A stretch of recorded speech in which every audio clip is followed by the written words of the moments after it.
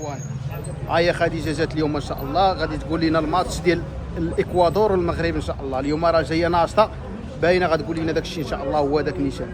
المهم غدير معنا النيه ان شاء الله، وداك الشيء اللي كاين غتقولوا ان شاء الله. خديجه واجده هي خديجه، شوفي عندنا واحد الماتش غدا. اييه راه غدا ان شاء الله نهار الثلاث المغاربه غدا الجمعة ماشي الثلاث. او ايوا غدا اليوم الخميس. غدا الجمعه عفوا.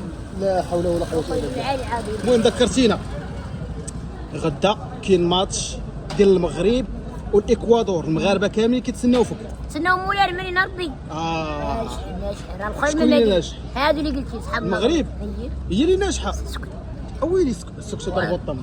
صافي قولي المسقر ما يديهاش. صافي سكتي واش كنعاود؟ ما نخليوش الجيران يعرفوا داك الشيء. راه مشى ولا كتكلم باش ياك نعاود. خديجه واش كنعاود؟ صافي شوف خديجه الشارفين بقاو على التالفين. ضربي على بوم مسخريته. طيب قاعد زعما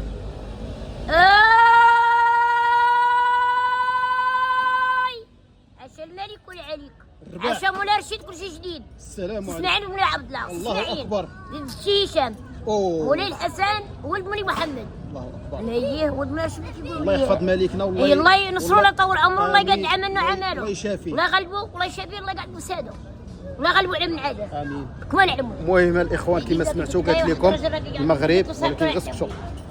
صافي دير صافي خديجه سكات. وشنو اللي مسقر جاب راسي.